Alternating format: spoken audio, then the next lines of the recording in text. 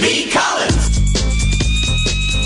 Peter B. Collins, news and comment. It's Tuesday, September 18th, 2018. Damage control operations by the Republicans trying to salvage the Supreme Court nomination of Brett Kavanaugh go into high gear as we experience Supreme Court Confirmation Theater 2.0, or the Anita Hill phase. As you know, if you're a regular listener, I'm a little uncomfortable with the late hit that has been launched against Brett Kavanaugh. I deeply oppose his confirmation to the Supreme Court, and I recognize the limited power of Democrats to stop it. But as I mentioned, I was a witness to the machinations that led ultimately to the confirmation of Clarence Thomas to the U.S. Supreme Court. I was there. And it was interesting because Rachel Maddow last night played back some footage from Anita Hill's testimony, and it was Joe Biden who was the lead inquisitor of Anita Hill, getting her to flesh out her charges of sexual harassment by Clarence Thomas. And it was a very uncomfortable process for everyone. And as I have mentioned, that initiated because the Democrats were afraid to attack an African American as unqualified for the court, even though Clarence Thomas clearly was. And so, fast forward to today, there are many comparisons to the surfacing of Anita Hill, which came after the initial hearings into Clarence Thomas had wrapped up. Now, those hearings were not against the backdrop of a midterm election with a shift in the Senate possible. And there also wasn't the bad blood of the failed attempt by Barack Obama to get Merrick Garland confirmed to the court to replace Antonin Scalia during Obama's final year in office. So we have partisanship even more extreme, and then this is colored further by the Me Too movement, where allegations are used without any real process, without any attempt or allowance for the accused to defend herself or himself. And it is somewhat lawless. It's unstructured. It's untethered. And you've heard me talk about that before. And yesterday I mentioned that the Republicans are gearing up to cross-examine Dr. Christine Blasey Ford, the psychology professor from here in Palo Alto, California. And John Cornyn is warming up for that cross-examination. He is the ruthless partisan senator from Texas. He told the Washington Post that, the story has gaps. The problem is Dr. Ford can't remember when it was, where it was, or how it came to be. And I've pointed out that there's no police report here. There is no contemporaneous record of what happened.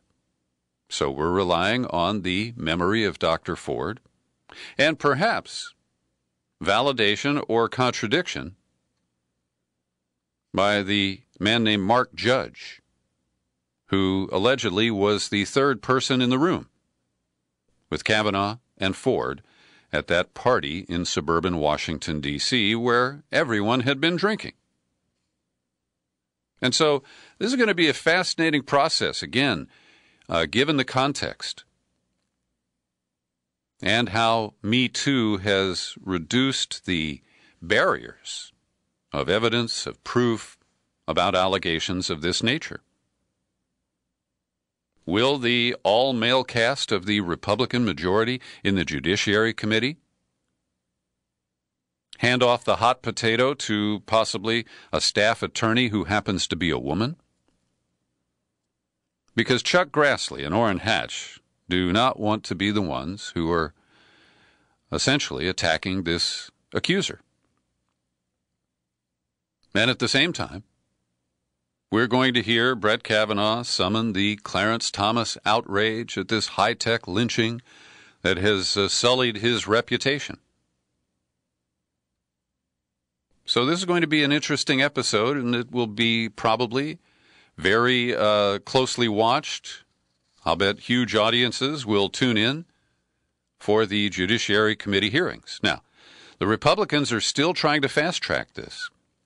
They want to have a hearing this coming Monday that features only Ford and Kavanaugh. And Senator Feinstein, I think, is correct to say, wait a minute. When Anita Hill surfaced, there were 21 witnesses who testified as part of her of the extended hearings that occurred. And Feinstein asked, what about other witnesses like Mark Judge? What about individuals who were previously told about this incident, the experts who can speak to the effects of this kind of trauma on a victim? This is another attempt by Republicans to rush this nomination and not fully vet Judge Kavanaugh. And Chuck Grassley telling friendly interviewers like Hugh Hewitt on right-wing radio across the country that Kavanaugh has agreed to participate in Monday's hearing, but his staff has not yet heard from Ford or her representatives. He said, we've emailed but not gotten a response. We still haven't heard from Dr. Ford, says Grassley, so do they want to have a hearing or not?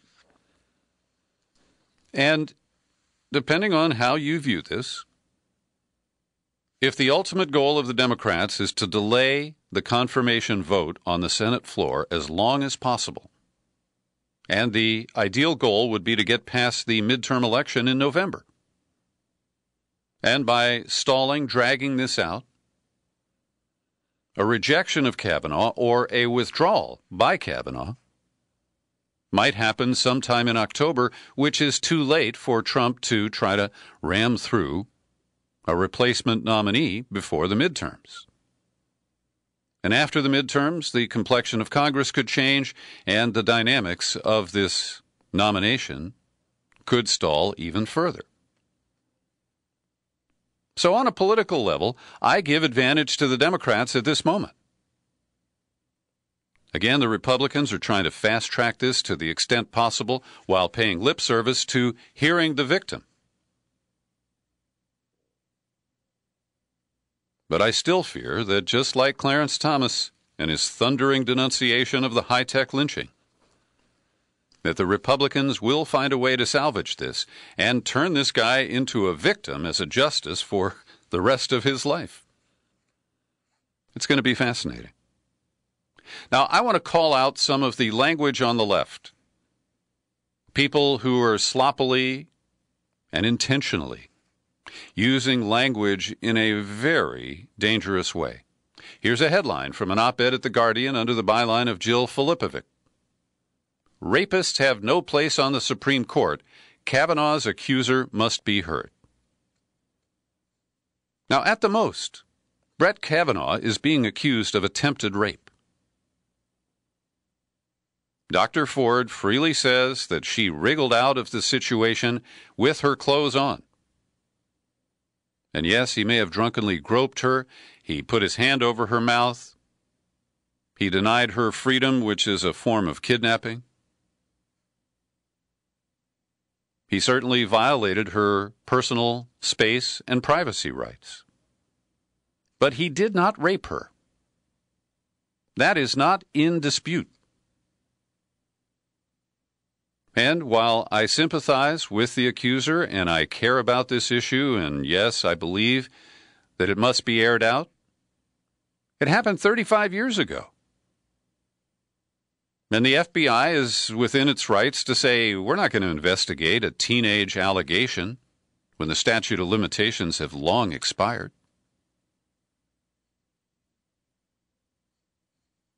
And so I am uncomfortable, as you can tell. Because while I deplore Brett Kavanaugh and I'd love to see him blocked from the court, at what point do you say, this goes too low? This sullies those who attempt to exploit it to block his nomination. They're important questions, my friends. And just what we needed at a time like this to buttress the the moral values of the president who is supporting Brett Kavanaugh. Stormy Daniels' new book is coming out shortly. It's been leaked. It's called Full Disclosure. And let me just zoom out for a moment, because I actually think that Donald Trump revels in the duality that he has created. Using his crude language, he likes the idea that all the men in this country knows that he schlonged the porn star. And he enjoys being able to deny it, treat her like a street tramp, and just say, oh, I never would stoop that low to do something like that. And his denials are sufficient to maintain the broad denial by the evangelicals who support this philanderer, because he is a tool who advances their goals of ending abortion and even contraception and restoring patriarchy and reproductive ignorance here in the United States. So we get some tidbits from Daniels that he had schemed with her to get her to become a contestant on The Apprentice.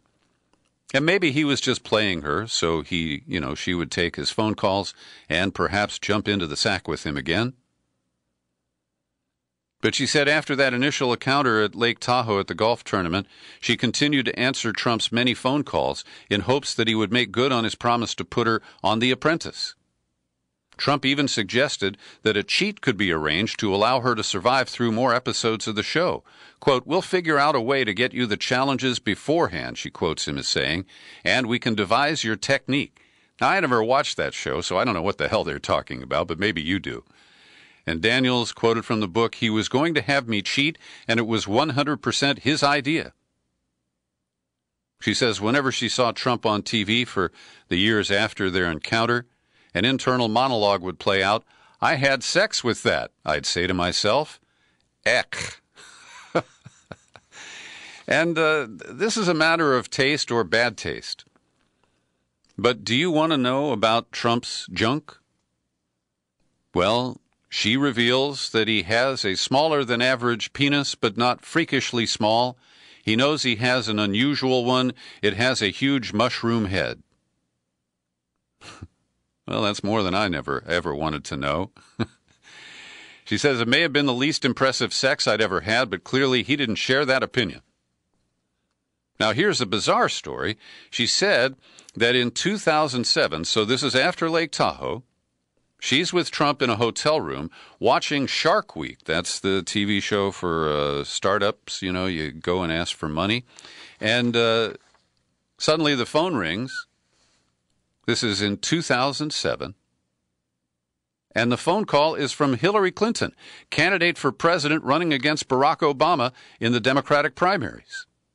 Daniels writes, then to make it crazier, Hillary Clinton called. He had a whole conversation about the race, repeatedly mentioning our plan. So Trump and Hillary Clinton had a plan in 2007 related to her run for president in 2008. I want to know more about that. Much more about that than anything about his penis. So yesterday, the White House announced that the president has determined that he's going to declassify documents related to the Russia investigation. This is something I have been talking about since this whole thing started. That back in 2016, then President Obama could have declassified any of the germane materials related to the alleged Russian meddling in the election campaign. And likewise, once he was sworn in, Trump has had every right to declassify any document he wants to. That's how our system works. I don't particularly defend it, but that's it. So he has decided to declassify text messages, including those between James Comey, the FBI director, and some of his subordinates. He is declassifying summaries of interviews in the case, documents related to the surveillance of a former Trump campaign aide, that's Carter Page, and some of the application pages from the FISA warrant application for Carter Page. Now, this is being denounced by the corporate media and by the Justice Department and the FBI. claiming that this could compromise their investigative techniques going forward. And that is just so much bullshit. Because we heard this whole cycle of BS back in July, when finally Stephen Halper was identified as the major source of information that led to the first FISA warrant application on Carter Page, and Halper was also involved in the encounters with George Papadopoulos. So when I hear this saying, sources and methods, I'm sorry. That is cover-up language. And there is the distinct possibility here, my friends, that Donald Trump is going to prevail in this whole Russiagate episode, and that by exposing Fusion GPS, Stephen Halper, Christopher Steele, and Orbis, his company, their links to intelligence in the United States, including Bruce Orr at the FBI and his wife who worked for Fusion GPS, Christopher Steele's connections to British intelligence and the former MI6 director Richard Dearlove. And I see the outlines here of collusion between Democratic political operatives, the FBI, the CIA, Christopher Steele, Fusion GPS. So, again, I don't have proof of what I've just described. It's a conspiracy theory. And it's every bit as credible as the Russiagate narrative that's been peddled by the Times, the Post, and Rachel Maddow for over 2 years now. And I'm content to see it all play out, see where the evidence leads, and see who did what to whom. But for those of you who've thought of me as a crackpot, and gosh, Peter, why don't you let go of this? I mean, come on. There's so much information out there. Mueller's got convictions and indictments and all that. Sorry, I am laser focused on the path to evidence and the truth here. And I'm going to keep it that way. Adam Schiff, the Democrat on the House Intelligence Committee, accuses Trump of abusing his power to intervene in a pending law enforcement investigation by ordering the selective release of materials he believes are helpful to his defense team and thinks will advance a false narrative. That may be true. But parts of the narrative that have been advanced so far have been pretty false.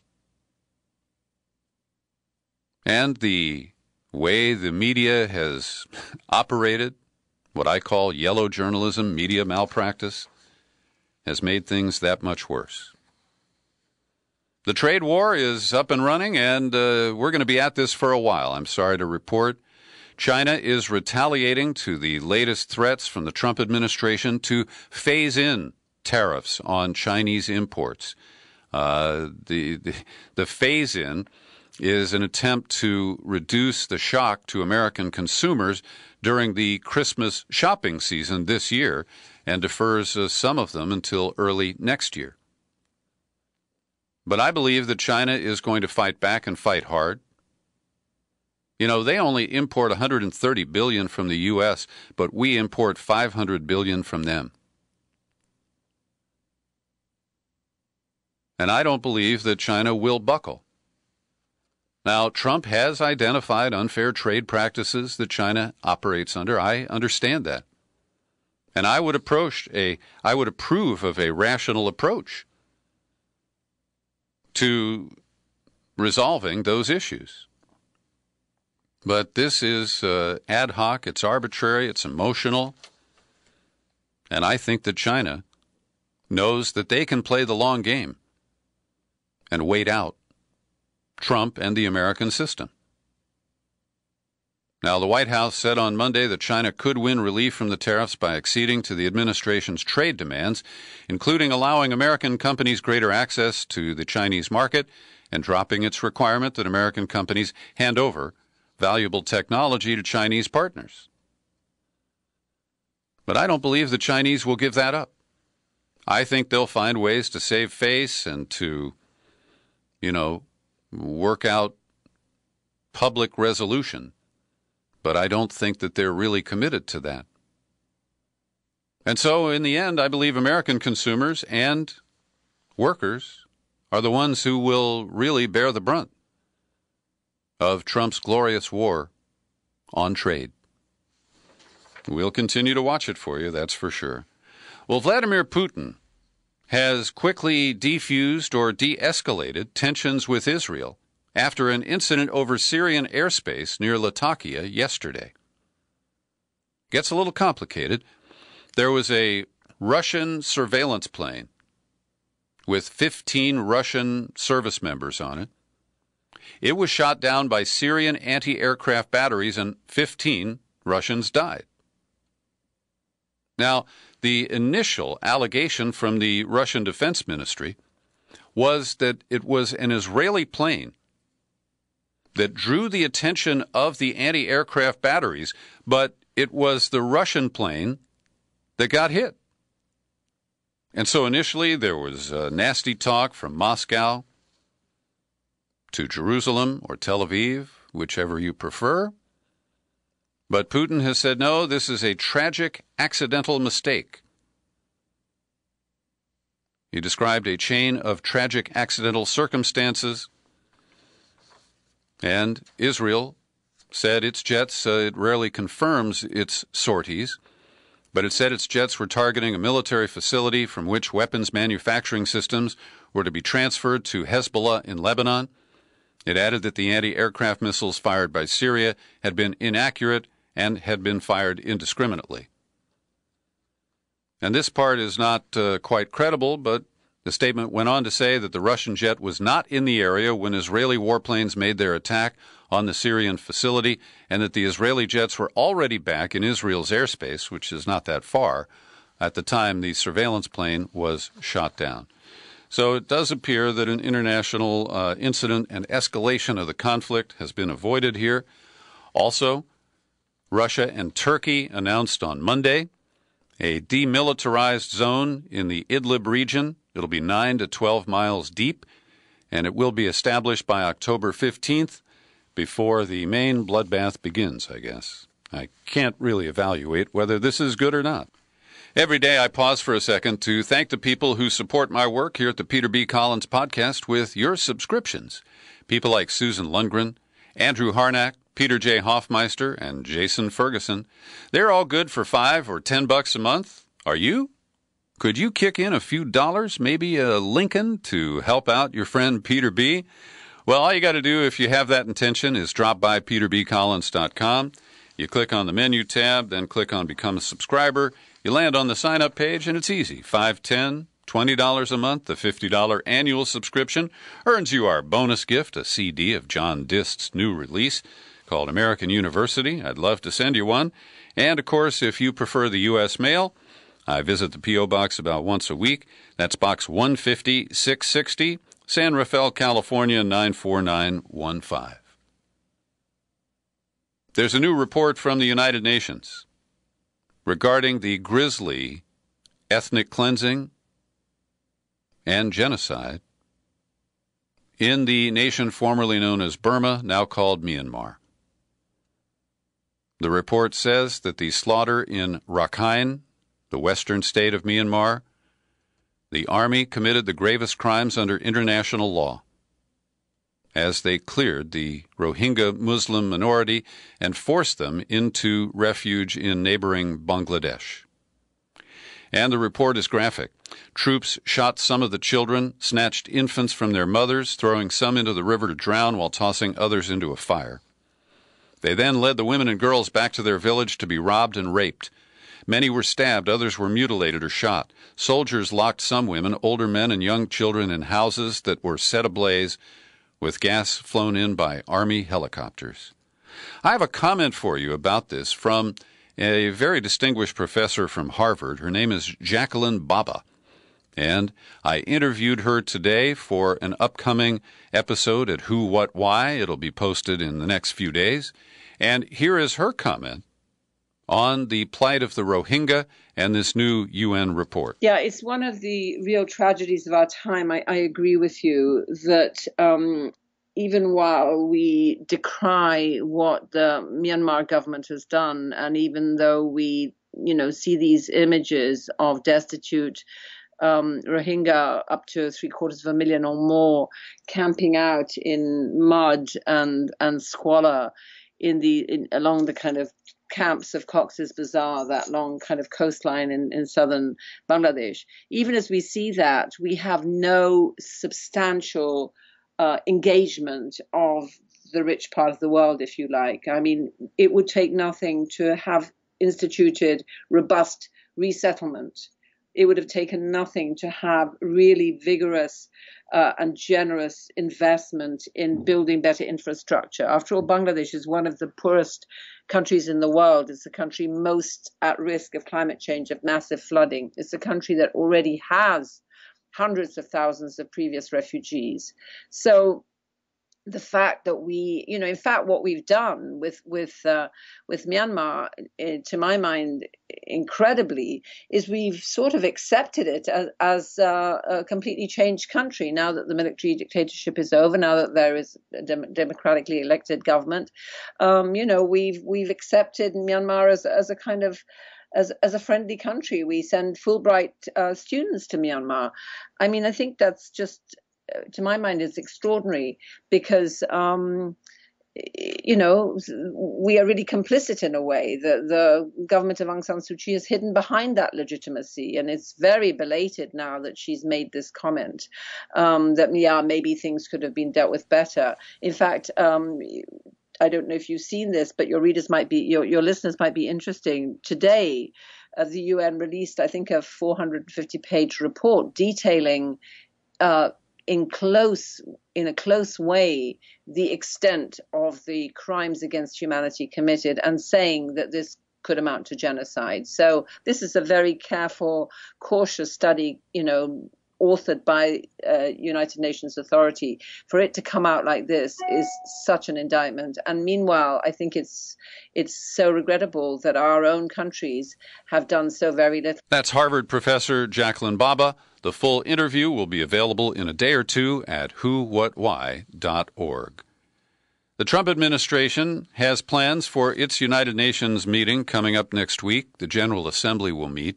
And here's one that has been recently sprung, and I credit The Intercept and reporter Samuel Oakford, who's been a guest on our podcast, for breaking this story.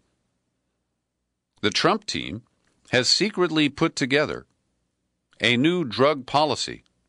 It's called Global Call to Action on the World Drug Problem. And they have a document that has not gone through any of the ordinary channels to be presented at the United Nations, hasn't been negotiated, hasn't been reviewed, and it's being presented as a take it or leave it.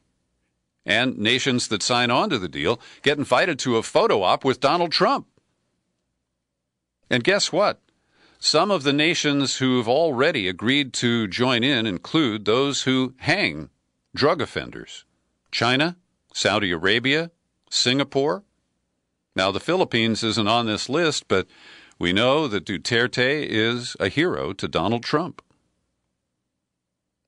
Now, this new effort to declare a worldwide war on some drugs will be offset by commentary from the UN Secretary General Antonio Guterres, who was Portugal's prime minister when the country decriminalized the use of all drugs 17 years ago.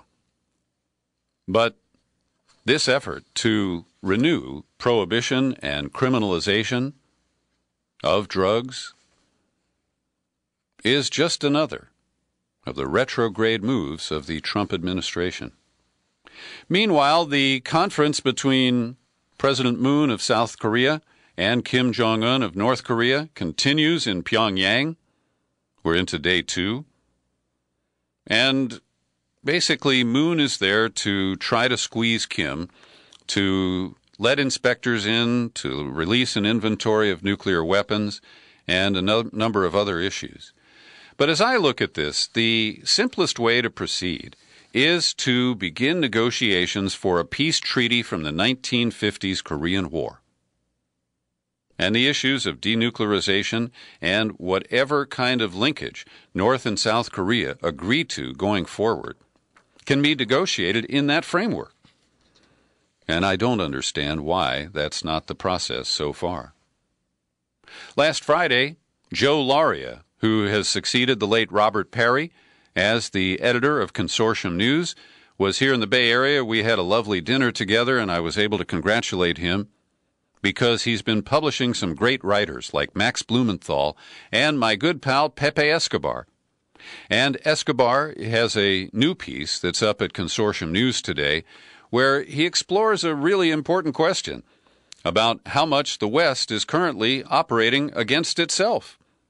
He said this battle is being manifested in Europe with Viktor Orban, the nationalist in Austria, also the new nationalist government in Italy, the ultra-right in Germany, and the so-called Democrats in Sweden. He calls it the revenge of the European deplorables. And he makes a lot of good comments here. Steve Bannon is trying to export his brilliance to Europe by tying with the nationalist movements there. And he does a great job of exposing Bannon's occasional brilliance and his otherwise bankrupt morality. He does say, to his credit, Bannon viscerally understood how the EU is a vast de facto unsovereignty space held hostage to economic austerity. The EU bureaucracy can easily be construed as illiberalism central. It was never a democracy. And he says that many experts have some interesting ideas on the use and abuse of populism and how it can be used to promote authentic progressive policies. And he closes by saying, the elites could not possibly understand they face a plight of their own making, courtesy of free market populism, which happens to be the apex of Western illiberalism. I love Pepe, and I'm glad to see him getting more exposure here in the United States. The Senate yesterday passed a short-term spending bill that gets us past the midterm elections till December 7th. No funding for Trump's border wall, and it's an effort to try to avoid the threat that Trump has made to shut down the government over that very issue. As you know, I don't typically comment on natural disasters, hurricanes, that sort of thing. My concern today is that as the flooding from Hurricane Florence starts to crest in North and South Carolina, we are learning that many of the ponds that are used to store coal ash, the effluent from coal-fired power plants, and pig waste from these big factory farms, we know that several of these ponds have already breached and that their toxic sludge and liquids are flowing into the flooded rivers. And when this happened in the past, 1999 Hurricane Floyd, we saw that the impact over the years was elevated nitrogen and phosphorus levels, algae blooms, and fish kills. And we'll see if that's going to be the impact of hurricane flow. Thanks for listening to my daily news and comment podcast. You're free to share it far and wide, and you'll find it on YouTube. I'm Peter B. Happy trails to you until we meet again. Happy trails.